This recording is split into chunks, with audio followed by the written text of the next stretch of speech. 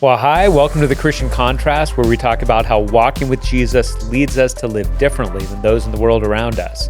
And I'm very excited to be joined by the chair of our elder team here at LBF Church, Loren VanWoudenberg. Thanks so much for coming and being part of this discussion. Thanks for having me. Yeah, well, so this is the fourth episode of 4. So this is the final one that we're talking about. And what these episodes have been about is what it means to belong to a church. So we did an episode about what it means to worship and to gather together regularly like we do on Sundays. We talked about belonging through groups and through small groups and Bible studies and being a part of fellowship. In the last episode, we talked about serving, and in this episode, we're talking about giving. Yes. So here's the funny thing, and we were just talking about how we're going to start this. Of the 4, this is probably in some ways the hardest one to be excited about. With serving, with gathering with friends that you have good fellowship with worshiping together. It might be easier for us to access how that could be a joyful event. With giving, that's a little bit more challenging for us. And so here's where we wanted to start. Instead of starting by saying, what are all the negative feelings that we have to overcome? We will get to that. We want to start with the joy, with the idea that as human beings and as believers in Jesus, in many ways, we're chasing the joy that God has for us as we walk with him. So, Loren, we'll both share about this, but have there been some times that practicing generosity and giving has been a joyful experience for you? Yes. As I think about it, it kind of reminds me of Christmas, the joy of a parent giving a present that you've went out and purchased or had it delivered to home, and then watching the face of the kids that are given it or the grandkids. To me, that's been the joy of being generous and working through that, wow, this is like dealing with selfishness and I get to be unselfish. The excitement of blessing. I think that word is really important, that I get the chance to bless God's kingdom and God's church with being able to give and be generous. To me, it's a lot like a fist. If I clench it like this, it's not very comfortable. And this is the typical pattern for many of us, and it's a pattern I had to work through. The whole idea of opening my hand to me is like giving, and the joy that brings, being able to do that. And I think the joy also is, I think in Luke chapter 6, it's more blessed to give than to receive. I think most of us would nod our head and say, yeah, and we might say, but to actually be generous and be a giver really, really is a blessing. And I think the idea is, can I be a blessing, or I've been blessed, can I be a blessing to bless others? Yeah, for sure. And I think that is, the Christmas analogy is so good, because if you're a parent, you felt, even if you're not a parent, at some point you've experienced where as the giver, you've been more excited than even the recipient. You're like, I can't wait till they open this. Right. I can't wait. And I just think, for me, one of my favorite memories of our church, and Karina and I got to be a part of this through being a part of the giving for this, but was several times we have done special offerings for the Ilchamus people in Kenya, where we were sponsoring scripture translation for them getting the Bible in their own native, like, mother tongue. And I just remember the first time we laid it out, we were able to lay it out really creatively, where we were sponsoring the book of Hebrews and James, and we determined this is how much, or the seed company had determined this is how much money they need for those books to be translated. And so we had all over our lobby the different verses lined out of Hebrews and James, and we determined this is how much money it is to sponsor one verse. And so people were going out and they were choosing sometimes their favorite, Hebrews 11:6, that's the one I want to get sponsored. We did that. Our plan was to do that over the course of 2 weeks to raise the money. I think it was like 18 or 19,000. I might be remembering wrong because it was a while ago. By the time third service had rolled around, we were basically already done with raising the money for it. Wow. People had really given, to the point that, as often happens with churches, there were some people who were missing that week, and they showed up the second week that we had planned to also do this, and they were mad because they wanted it. They were like, no, what can I still give? I don't want to miss out on this. Sure. And I loved that idea of saying, don't rob me of getting to be a part of something. And then for me, one of the really powerful things is that A little while after we did this, after we had really been able to give generously and partner with the El Shamus people, Troy Spillman and I got to go over there, and we got to visit some missionaries in Kenya and also visit the translation team and some of the villages of the El Shamus people, and getting to see. I think that's one of the challenges sometimes with giving to a church. You don't always see directly the impact of the funds, but getting to go there and see the faces of the people and getting to pray over the village, to me, was so powerful to see the connection and the gospel impact that our giving can have. Yeah. I was on campus last night, and I think the idea of giving and the joy that it brings, watching them load up the bus and realizing we're sponsoring kids to go to Central America.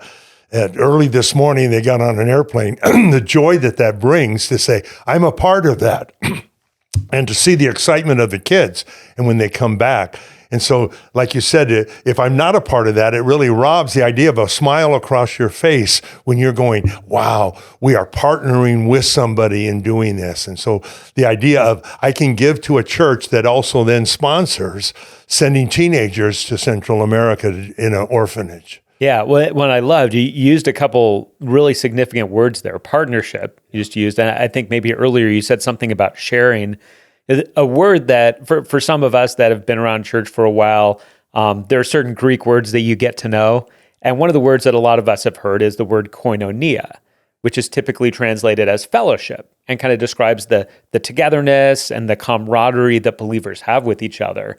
But there are times in the New Testament that the word for fellowship is used in a context that clearly is indicating financial giving. Wow. And so it's cool because there's this idea that partnership is sometimes how it's translated, sharing is sometimes how it's translated, but just that there's such a deep connection between our affection and love for each other and the idea that giving would be a part of how that would show up. Just in the same way that with the early church in Acts, they have this sense of, we're all in this together.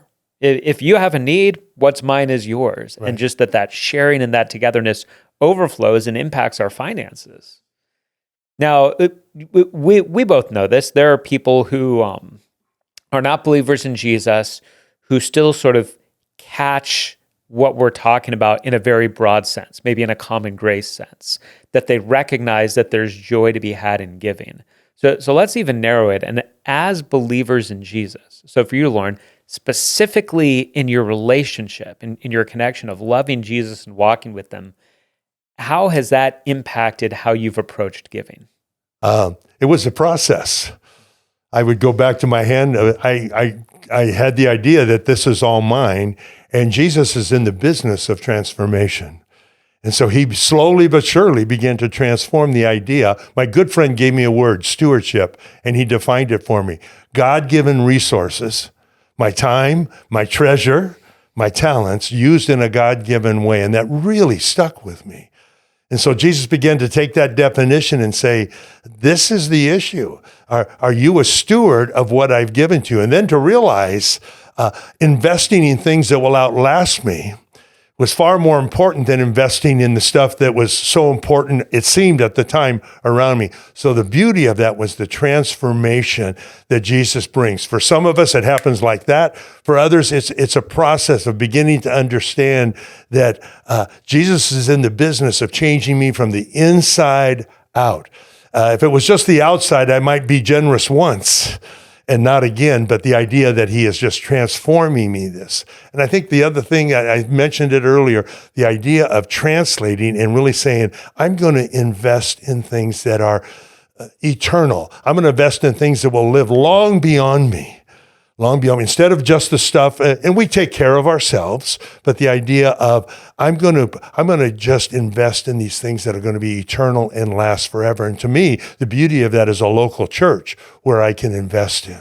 Yeah, and we'll dig in more to that in a minute. But yeah, I think so much of what you're saying resonates with me also, and just even with the fist and the open hand kind of analogy that you're using. I think of there's the verse, and I should have looked it up beforehand, but the verse in Ecclesiastes where it talks about the idea that the riches of a person permit them no sleep.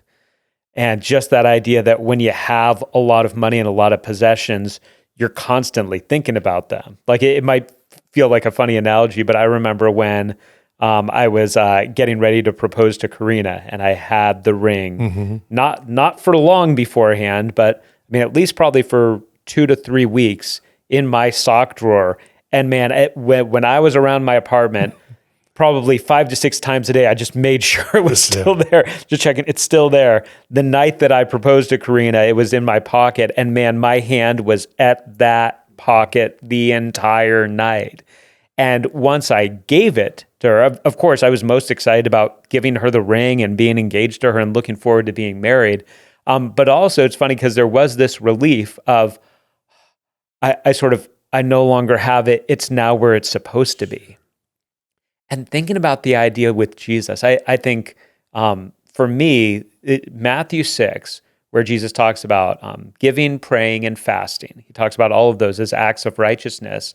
And what he calls us to do, and this can be a misunderstood passage, what he's not saying is you never pray in public, you never fast in a group setting, and you never give in a way that people might be aware that you're giving.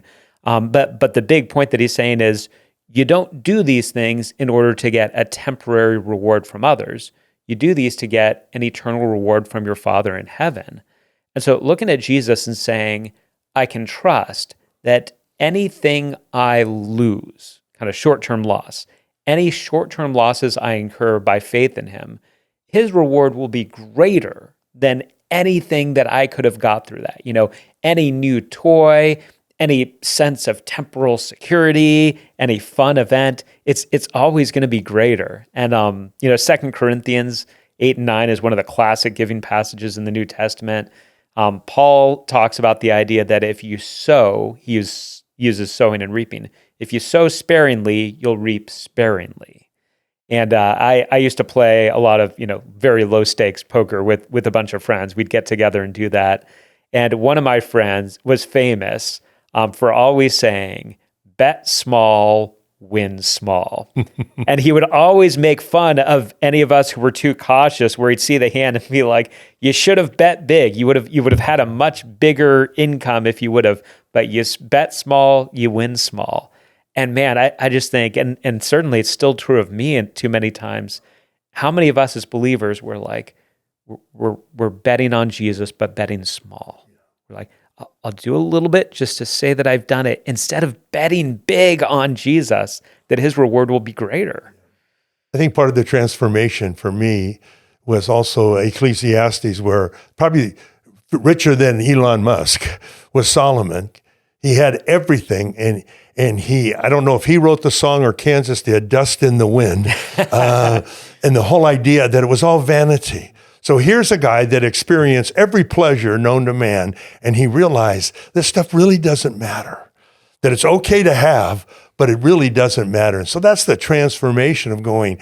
And then the whole idea of what's my need and what's my greed, and wrestling with that. Jesus brings the transformation of helping you be satisfied and not always have to go one more model. I realized a long time ago with phones and computers, I'd never be satisfied.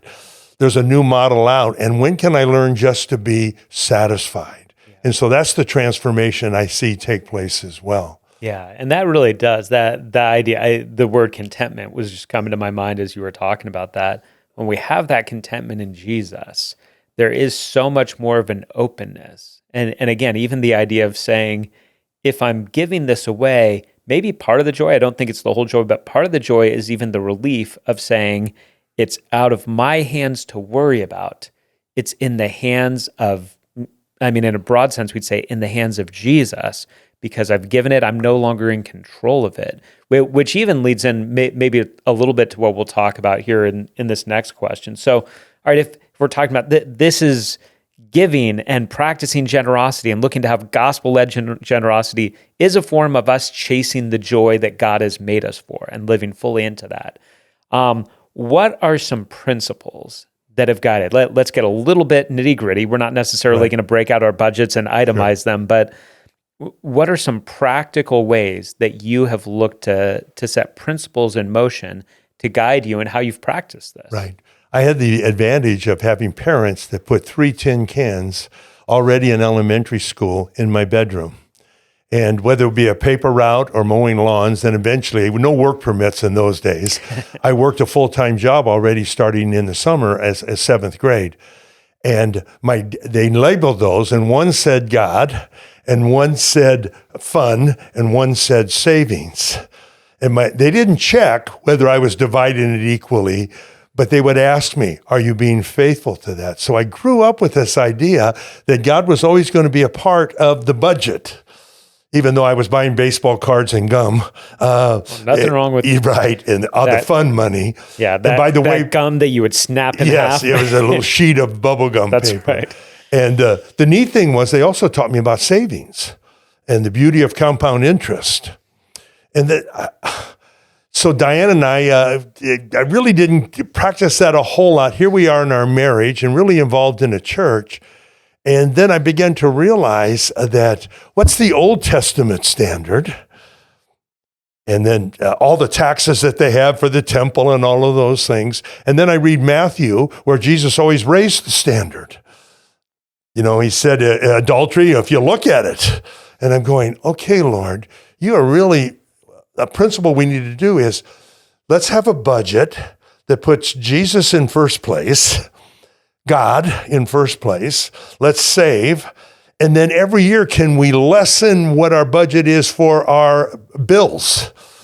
So I grew up with 80-10-10, and now we're in the process of going, how can we live on less than 80 in our budget? So it really means you need to budget and know where it's going. And I want to have a budget that puts God first. And that's the whole issue of first fruits that I could maybe talk about later. But the principle of doing that, and just the idea of going, wow, I get to do this. And I get to increase what I'm doing. And then what Diane and I have practiced doing now for many years is we call it an offering. So we believe our main giving should be to the local church where we're fed, where I'm trained, where I'm fed, where I'm in a fellowship group of life. And so we want to finance that not only for ourselves, but for other people. And then we love when we have our heart pulled.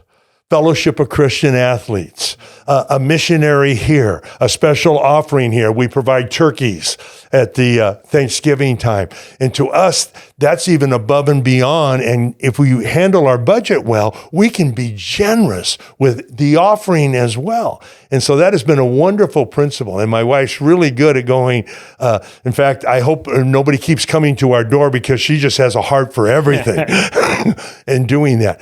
But having your budget in order and putting God first in that budget has really been a great principle. So we're at the process now of let's live on less than 80.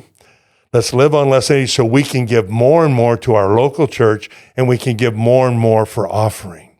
Yeah, that's great. And a lot of what you were sharing has been similar to what Karina and I have practiced. Just first of all, a lot of people bring up the 10% figure. Which is funny because people will kind of bicker about the Old Testament standard, but where the 10% comes in is, people will say, well, there were two 10%s and then every 3 years 10%, but one of those 10% was sort of to the religious life of Israel. Yeah. And so I think some people say, okay, that's an appropriate parallel.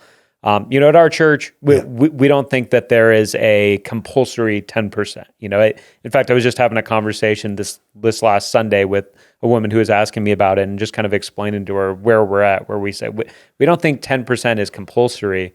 But, my father-in-law, Randy Alcorn, has written a lot about giving, and he said something similar to you, where he said, if the poorest Israelite under the old covenant was required to give 10%, then in the richest nation in the history of man, living under grace, do we feel good about giving less? And that to me is very compelling. Yes. I think I'm not okay with giving less. And so I do tend to, part of my encouragement to people, if they're not giving, is just to say 1% is better than 0%. Like, don't get so hung up on 10% that you don't give. But from the beginning of our marriage, and even before Karina and I were married, I said, hey, 10% is going to be the minimum. And 10% is going to go, as you said, to my local church, because that is the fellowship that God has called me to at that time. There's a priority there. And then when we've given, as you said, to missionaries, to Assure Pregnancy Clinic, which is somewhere that we love, or just to other people, individuals that we might feel called to. All right, there's a woman, a single mom in our life group, and she doesn't have money to buy new clothes for her kids for the new school year. We're going to give, but we're not then with a calculator saying, well, then we're giving less on. We say, no, we believe that is just non-negotiable. And we've started with that. And I think one of the positives with that non-negotiable is that a lot of people look at their budget, and I'll talk more about the budget in our next question, but look at that and are trying to figure out ways to shoehorn in, how can we do this? Where for us, if we started our budget and just said, hey, 10% non-negotiable, like that is going to the local church that God has called us to be a part of, it's amazing how you find ways to make it work. Yes. How you just say, when you say, well, this is just what we have, instead of treating it like, well, if at the end of the month we have whatever it's going to be, that $400, that $600, whatever it might be, if we have that, we'll give it. To say, well, that's just, that's first fruits. That goes to the Lord, that goes to the local church, and then everything else, we find a way to make it work. So for us, the 10% starting point is something that we've done from the beginning, and I've encouraged people to say, don't make it all or nothing, but I think it's a good thing to aspire to, and then even as you're talking about, to aspire beyond, and then also to prioritize the local church. Because I think one of the problems that happens, even if somebody were to say, hey, I'm going to give 10% of my income, but I'm going to give some of it here, some of it there, some of it there, that certainly is better than a lot of things.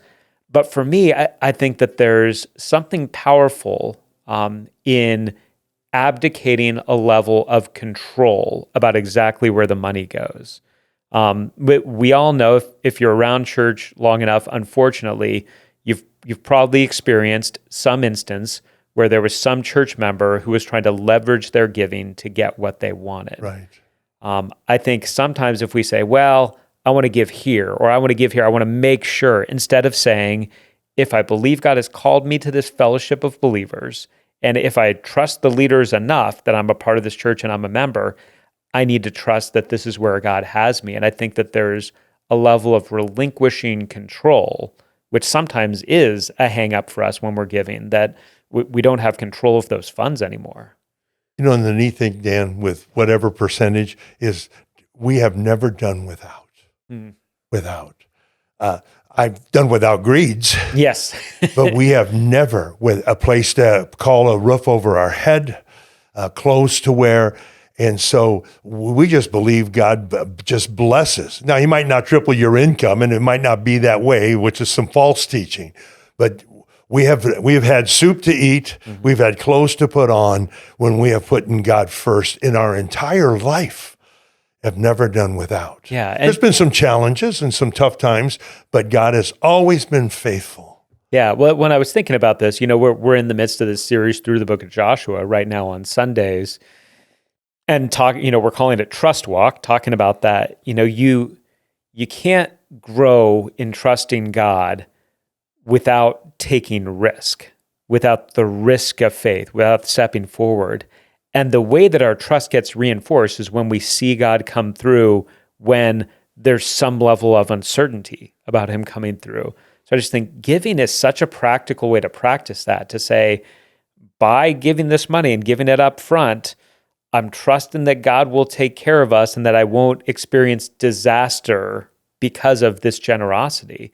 And we've experienced the same thing. We had some lean years, especially the early years in our marriage when I was a youth pastor or a college pastor, and God was providing, but, luxuries were, luxuries were like chicken strips, whatever. We weren't living in luxury, and not that we are now, but God always provided. God always took care of us, and our faith in Him got increased because we saw Him provide and not hang us out to dry. Right. When we walked in that. And this sort of leads us into the last question that I want us to talk about, which now, we started with joy, now getting to the obstacles, saying, if we want that joy, if we want the joy and the freedom that comes through the generosity of how we give, what are some obstacles that maybe the two of us, but also maybe people watching or listening to this, are going to need to overcome to get to that joy?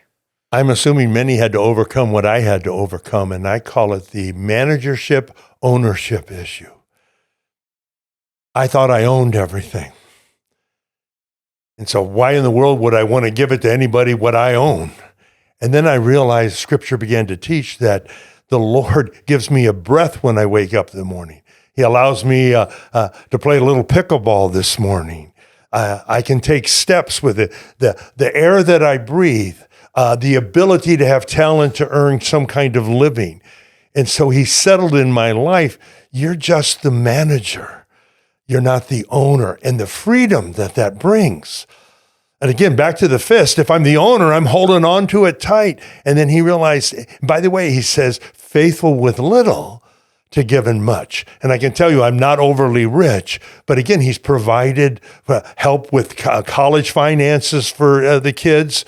And the whole idea, Lord, I'm going to give this up. I am just managing your finances, your time, my talent, and you're the owner of this. Direct me how you want to do that.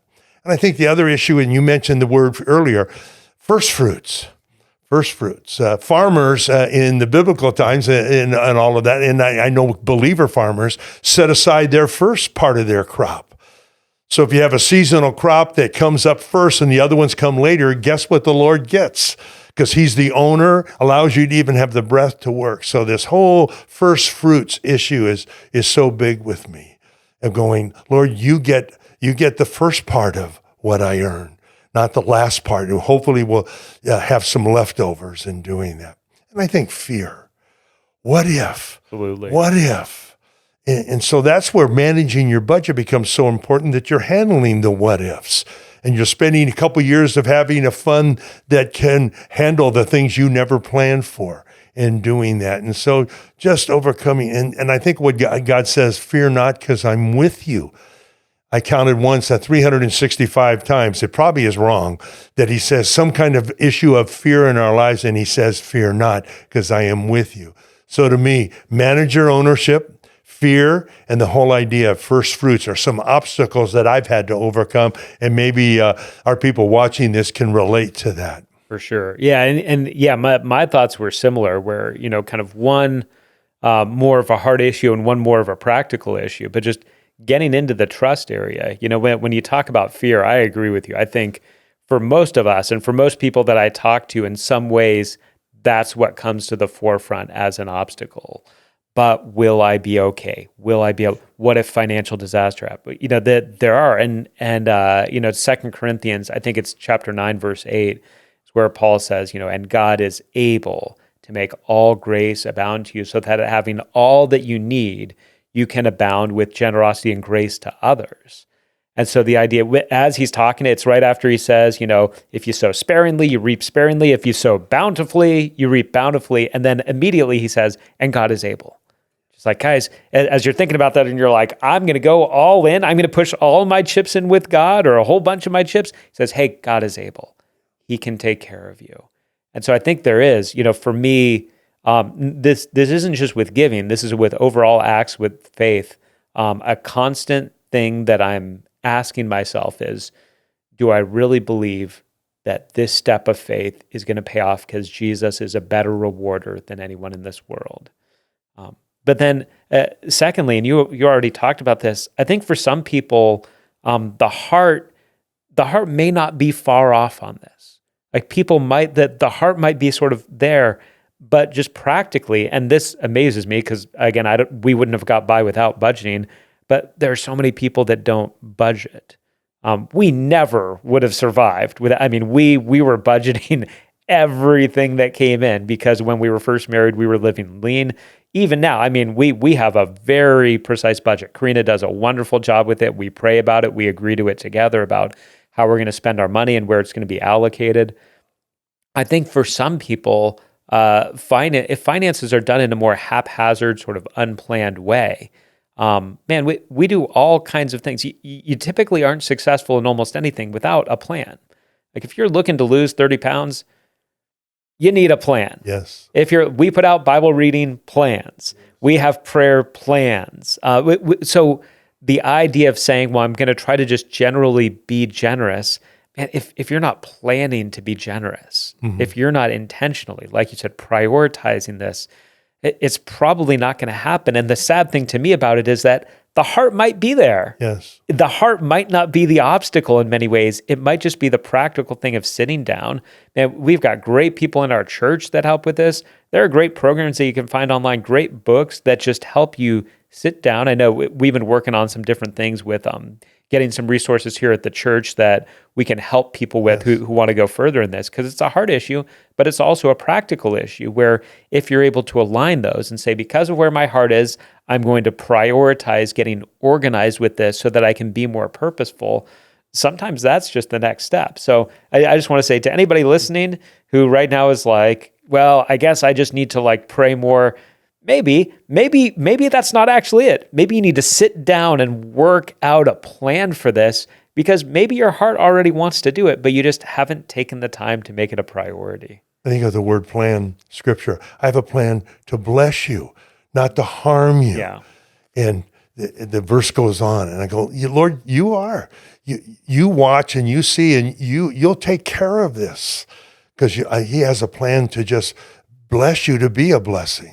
Absolutely. Good stuff. Yeah. Well, yeah, it is. And it is, in all the things that we do, it does come back to that question of, are we trusting God? Do we really believe that he's for us? Do we really believe that, as John says in 1 John 5:3, his commandments are not burdensome. They're actually for our good. And if we own that, giving becomes just a lot less daunting. Right. Trust is a real interesting issue in the fear that enters.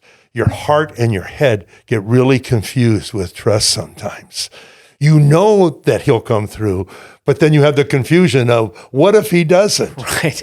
And so I was rock climbing, and I was on rope, and the gal up on top was only 85 pounds, and she yelled, "En belay," and that means she knows you. And I'm yelling, climbing, and my head was saying, I think she can trust, but my heart was all confused, and I'm going to die. And so it's a wonderful issue that you have to fight through, of this head and heart. And Lord, I'm going to lean on you, and you said you would take care of me. Yeah. And the good news is he weighs a lot more than 80 Yes. pounds. He is our rock. But yeah, Loren, that's a great word to kind of conclude on. And I really appreciate your thoughts and joining this. I know it's something that you have a heart for, because you want our church family not to miss out on the joy and the impact that comes from giving. Amen. Yeah. So thank you. Oh, absolutely. Much appreciated. And thank you for all of you who took the time to watch this or listen to this. But this is the fourth week of these 4 episodes where we've been talking about what it means to belong to a church family. If this is the first one that you've watched, or you haven't watched all of them, I really encourage you to watch all of them, because even if you're not a part of LBF Church, this is still something for you to take in for whatever church family that you're a part of, and what it means not just to go to church, a term I don't like using, but to belong to a church. To say, I worship together with these fellow believers. I'm in community with them together. I'm bringing my spiritual gifts to the table as a stewardship, and I'm also bringing my finances and resources to the table as a stewardship. We put out episodes of The Christian Contrast every 2 weeks. So if you've just discovered this and you feel like this was helpful and fruitful in your life, you can look on our YouTube channel for Life Bible Fellowship Church, and also on our website at lbf.church. And you can find all kinds of episodes from a couple of years back that encourage you in your faith as you look to follow Jesus and however he's leading. So until our next episode 2 weeks from now, thanks so much for taking the time to listen.